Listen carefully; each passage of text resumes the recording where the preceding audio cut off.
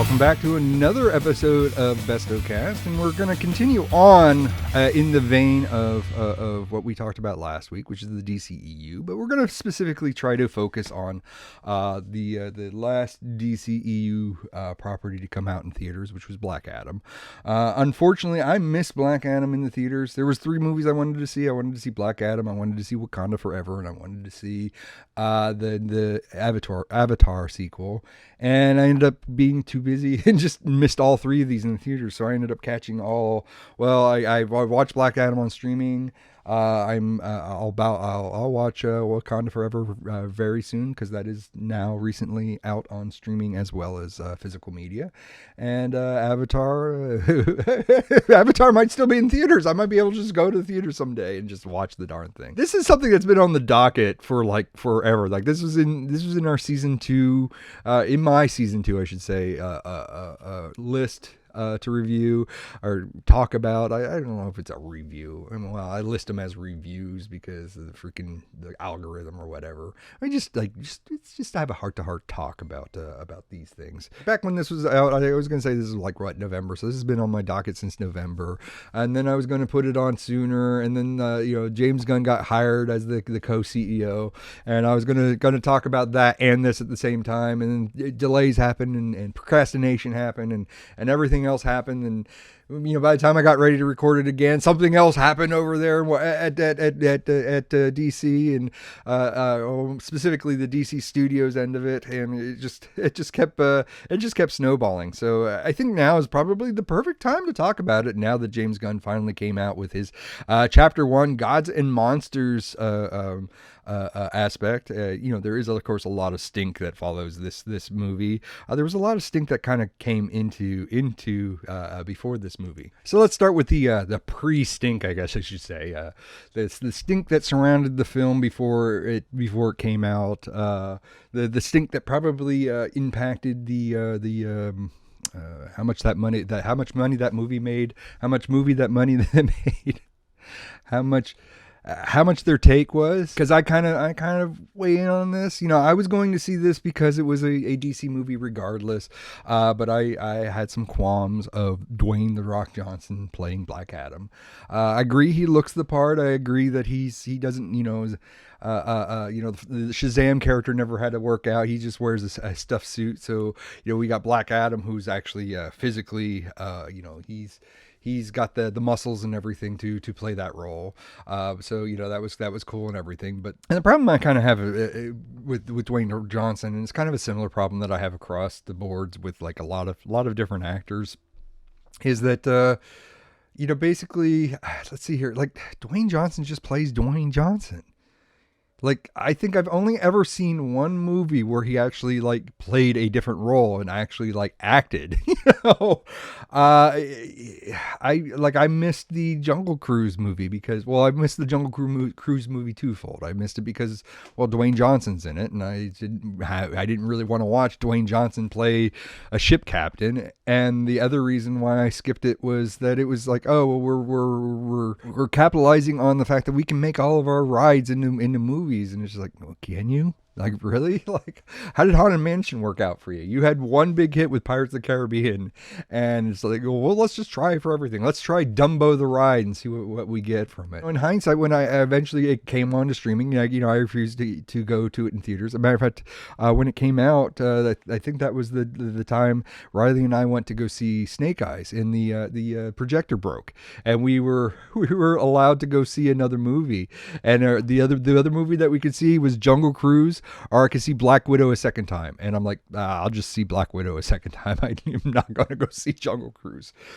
But when it came out on Disney Plus, I actually, I had some time, and I watched it. I thoroughly enjoyed it. I love it. And I want Dwayne Johnson to be in a sequel. I want a sequel. Oh wait, he got fired from the sequel. That's a bummer. There's a lot of actors that are kind of like that. It just, when they're cast, it's just like, well, I'm not really, I have no, like, it's not a higher priority anymore. Some actors, if they are casted, it's like, oh yeah, this is a high priority. It's these, they're casted just basically based on their names alone. And they just play themselves. and people just come in and pay the money to see it, and it's fine. I mean, this works for Fast and the Furious. I love the Fast and the Furious franchise. It's guilty pleasure for me. It's dumb as rocks, but it's just cars, fast cars, and things that they can't do in real life. It's turn off your brain to watch it, but I enjoy it just for what it is. And they know what it is. They know what Fast and the Furious is. So there's no getting around that. But it's Dwayne Johnson. Will Smith is another one that kind of falls in that category for me, where Will Smith always plays the Fresh Prince no matter what his role. I think I've seen maybe 2 or 3 movies where he's actually acted. He's played something different. Arnold Schwarzenegger. That was horrible. That was bad. I'd like to take that back. But yeah, Arnold is another one that just kind of he just hired to be Arnold. Jackie Chan's hired to be Jackie Chan. Vin Diesel's hired to be Vin Diesel. Jason Statham is just hired to be Jason Statham. A lot of these roles feel like they're just written for those characters as well, or those actors as well, where it's like, we just need a Arnold Schwarzenegger-like character. Let's just cast Arnold Schwarzenegger, and that's it. So that was kind of the pre-stink, and then, that was my hang-up for it, where it's like, oh, well, I would have preferred to see an up-and-coming actor in that role over Dwayne Johnson, but I get it. It's like, DC is floundering. They are having issues. So, we need to put some stars in those roles to get asses in seats and to sell tickets. Fine, whatever. And, I'm not the only one that kind of had that stink. The internet at large kind of had that stink, that it was just like, yeah, he's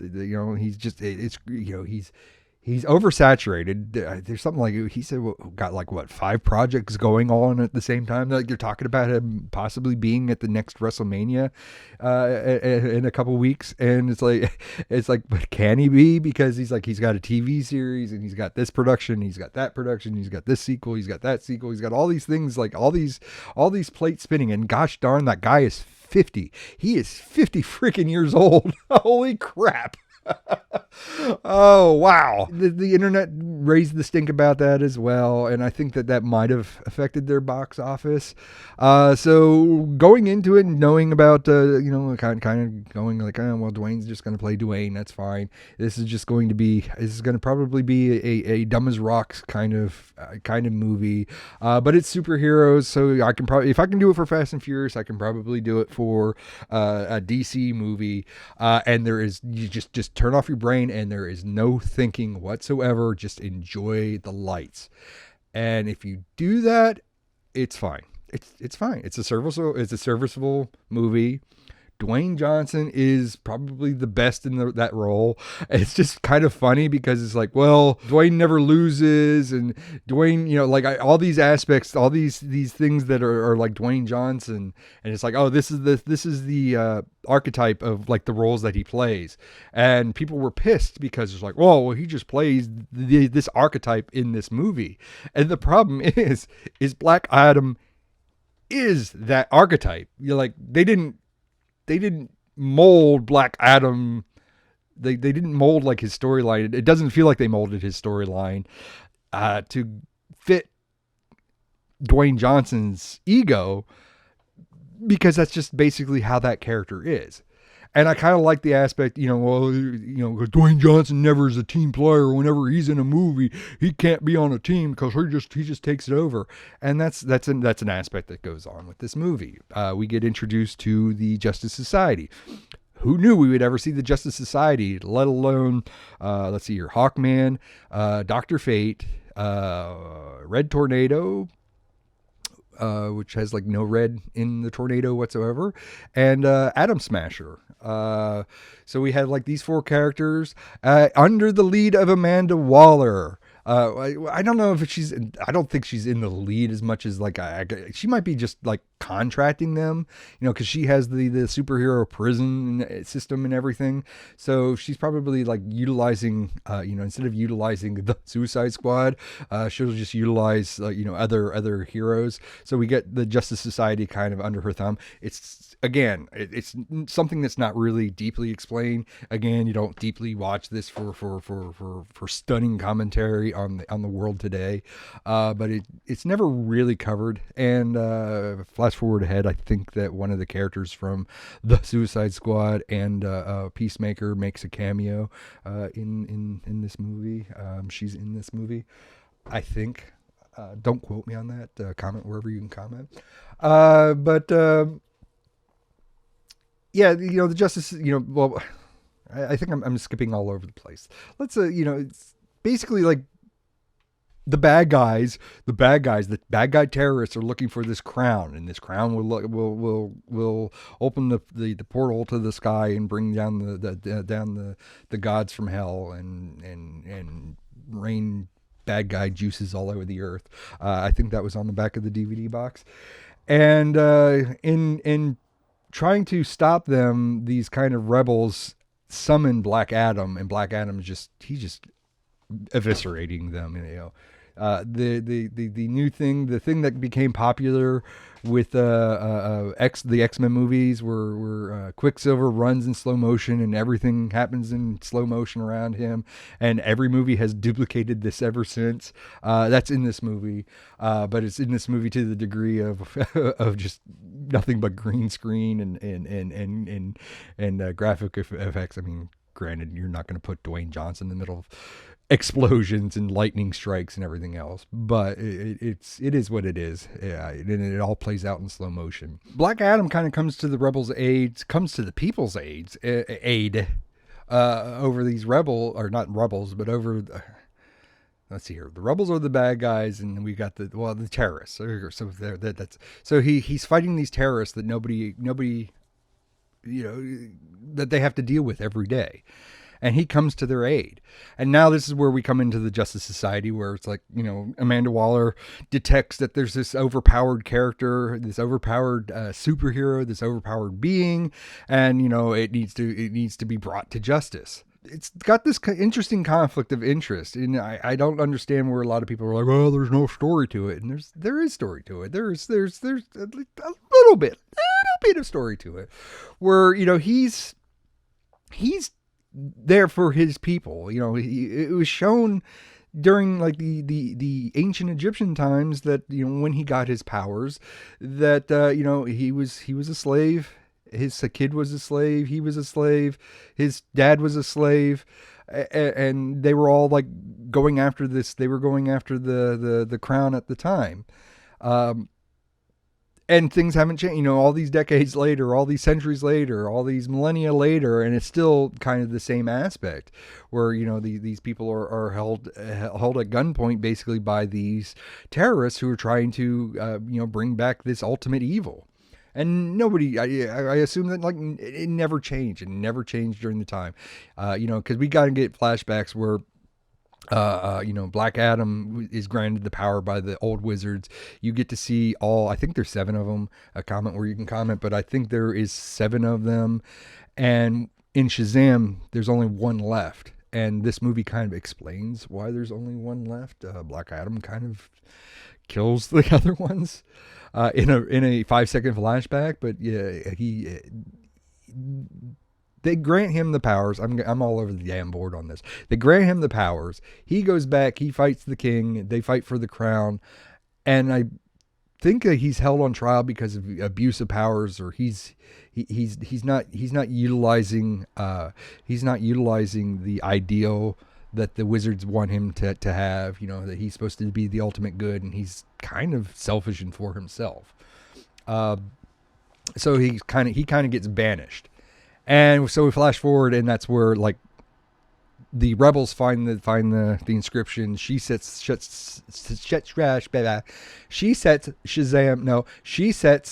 Black Adam free from his prison, and he lets loose. So on the other end of it is that we got the Justice Society coming after him, and to just arrest him and bring him in for no other reason that he's just a superpower. And this is the little bit of story that's in there. It's like, these guys are repressed. They're under, they're held hostage by these terrorists for eons. and nobody comes to their aid. Nobody does anything. We're in a universe where there's superpowers, there's super beings, there's Superman, there's the Flash, there's the Justice League, and nobody comes to the aid of these people. They just let them rot. And when Black Adam shows up, he fights for his people. He fights for the rebels, and he fights against the terrorists. So he fights for them. So it's this. It is an interesting dynamic where he isn't a team member. Everybody bitch. Oh, well, Dwayne never plays a team member. Well, he's not a team member. He is doing the right thing. The Justice Society are on the wrong in this movie. They are doing the wrong thing. They're just arresting him just because he's superpowered, and they don't give a shit about the people or the terrorists or anything else. And if they would take them away, well, the terrorists would win. They don't care. So pay attention to what's in the movie, not what the hell's coming outside. That Dwayne never plays a team member. Black Adam is not a team member. Black Adam in the comics, he's not really a villain. He's not really a hero. I guess I would classify him as an anti-hero, but he's basically for himself. He's for his people. And he's for the right of his people, not for the right of everybody. If Superman comes in and says, it's for the right of everybody, he will have some beef with Superman.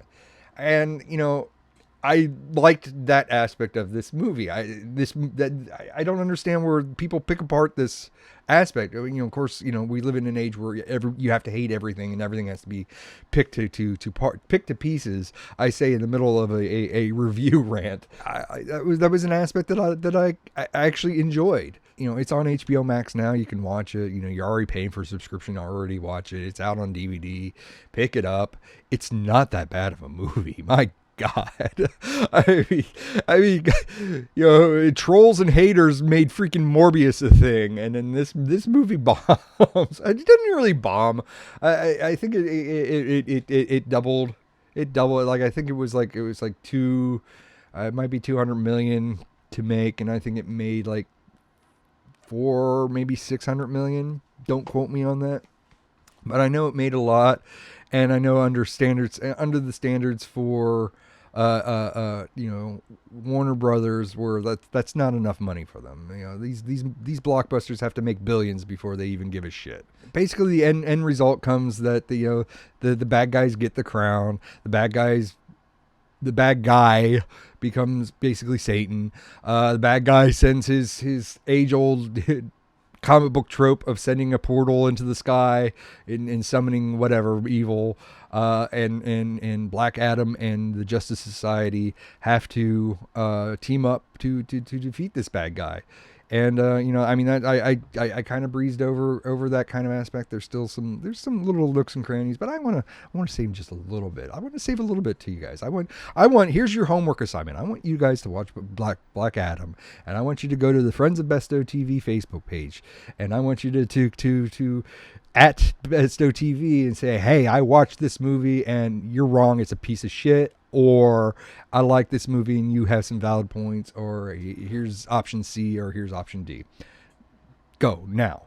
Or actually wait, listen to the rest of this episode, then go do it. So yeah, the end result is that he has a chance. He has the throne. He has a chance to become king, and it's like, it's not for me. It's not for me. And then we get to the whole stink. The post-stink. So we had the pre-stink. Now we have the post-stink of the end credits. The end credits were freaking spoiled for me. Like, the movie had just come out.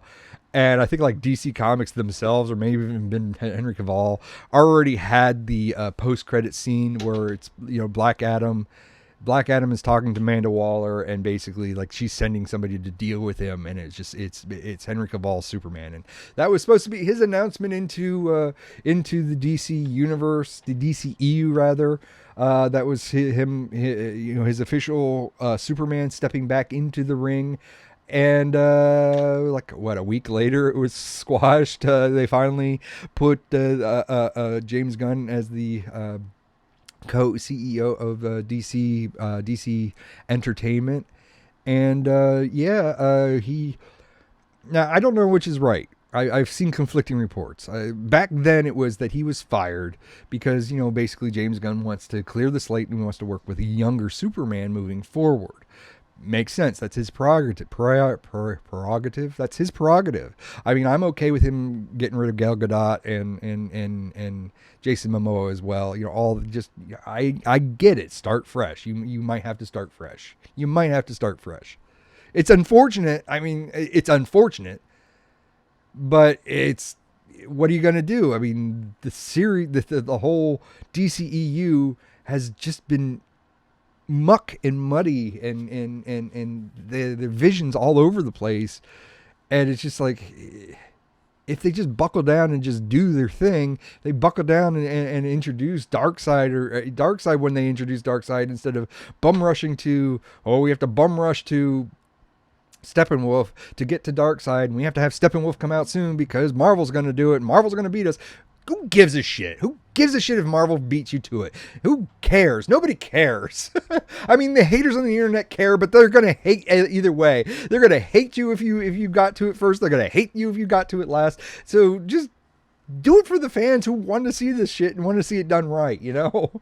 And I have a feeling they're working towards Darkseid in this series anyway, but I hope that he's taking his grand old time. He is complimenting the fans with some story, because he did say in his interview where it's like, you know, the story comes first, the director's visions come first, which is a kind of conflict between Marvel and DC. I won't cover that here, but maybe I'll come back to that. It's come out where James has said that Henry hasn't been fired. He is welcome to come back to the role or any other role, you know, which that's fine. I mean, if they wanted to do, I mean, if we're dealing with Flashpoint being the start of a multiverse for DC, there can be Elseworld stories or things that have Henry Cavill as Superman. That's fine.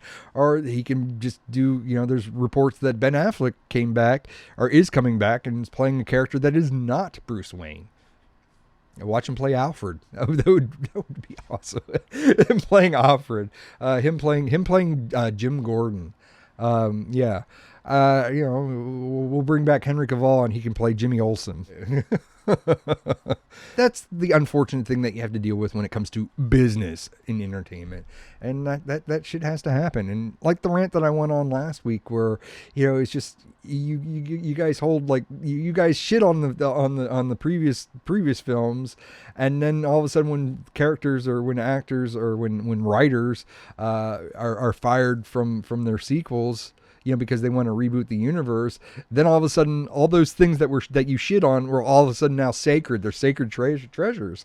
So yeah, Henry Cavill came back. It was supposed to be Henry Cavill versus Black Adam, which I assume would have been probably because you know, if you read the comics, Superman is he's susceptible to magic. Magic is one of his weaknesses, which, God, thankfully that he has more than one weakness other than Krypton, because I swear if I see another damn story where it's like, oh, the only thing that we're going to fight Superman, the only damn thing we can use is Krypton. So it gives an interesting new aspect to Superman where he's weak to magic. Black Adam gets his powers from magic. So I'd assume that if they would have gone forward and made a movie, it would have been Black Adam versus Superman versus Shazam. Because Shazam as a Black Adam villain makes no sense either. I know that they're, you know, when we make our villains are basically samey. You know, Spider-Man's villain is Venom, and he's just basically Spider-Man. And Iron Man's villain is Ironmonger, and he's just Iron Man. You know, everybody's samey. Hulk's villain is Abomination, and we're just samey. So, you know, I guess we kind of get in this thing where Black Adam, the only person that he can go up against is Shazam, because they're samey. But Shazam essentially is a 12-year-old boy. You know, he's got a man's body, a superhero facade, but intellect-wise, he's like 12 years old. And you know, and then you got Black Adam, he's millennia old within his skull. Although granted, he's been in stasis for most of that time.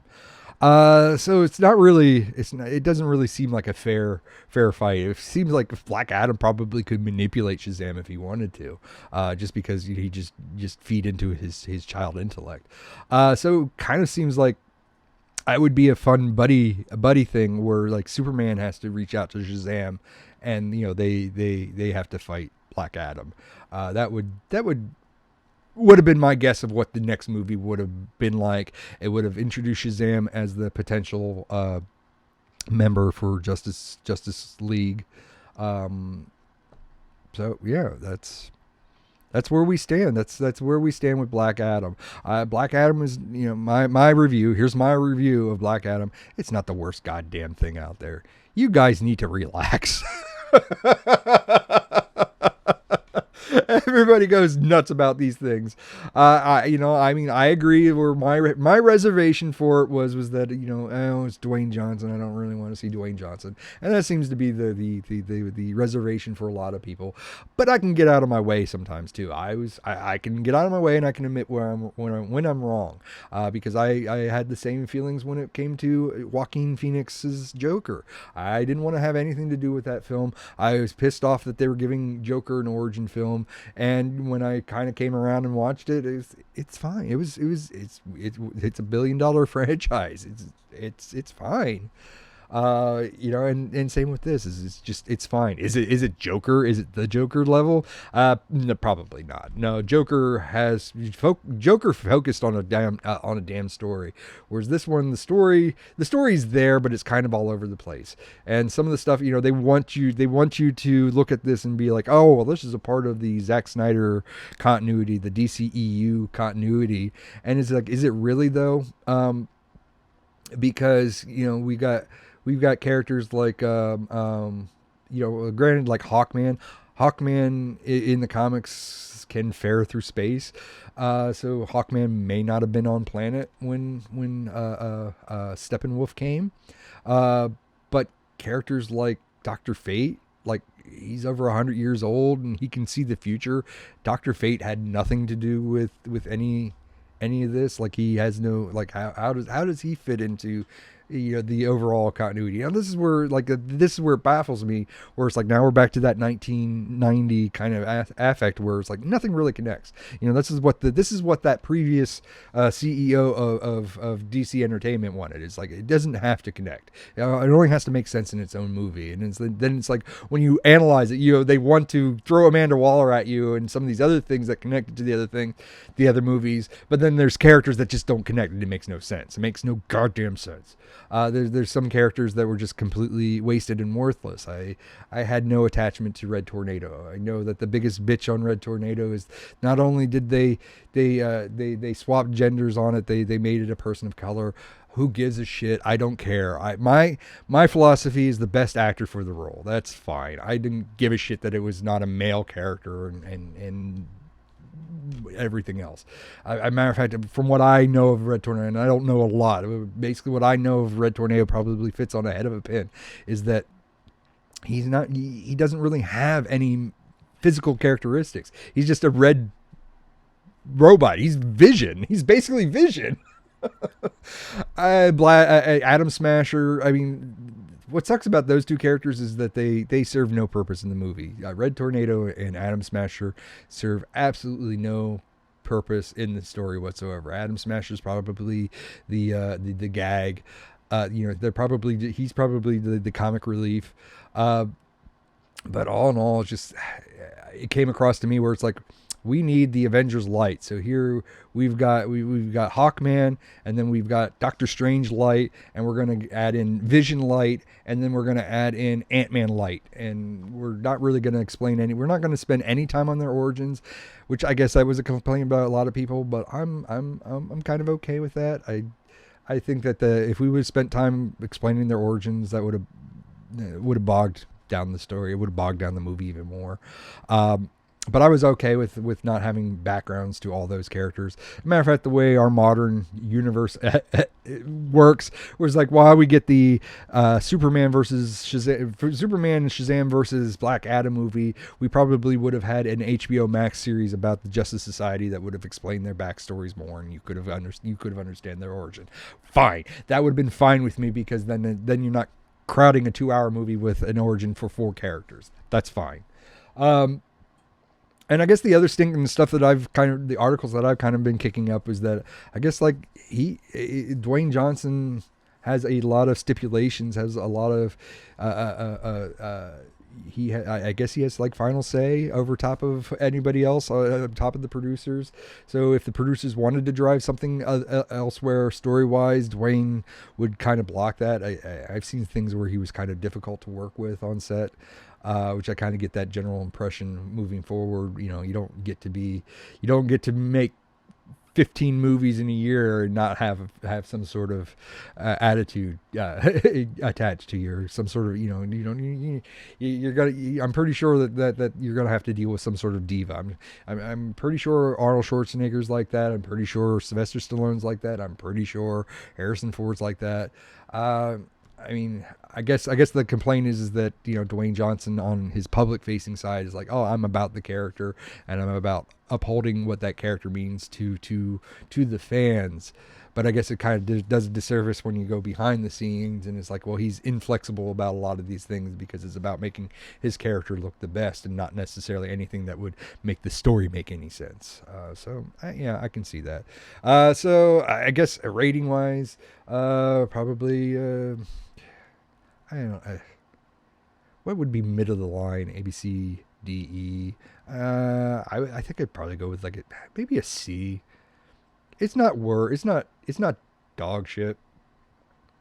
It runs that line of that, like I said earlier, Fast and the Furious, where you just turn it on and enjoy what you see and don't think too damn hard about it. Don't think too damn hard about it, how it exists in the DC universe moving backwards. Don't think too hard of it, how it fits in the DC universe moving forwards, and just enjoy it. And if you just enjoy it, I think you're just fine. You're just fine. That's all for Bestow TV this year, or BestowCast this year, this week. Let's hear some comment wherever you can comment, and I'll try my best if I can see the comments. Some of the comments go to places where I can't get access to, just so you know. I'll try my best to look into something that maybe everybody wants to hear about next week. So that is it for this episode, and have a good one. Later.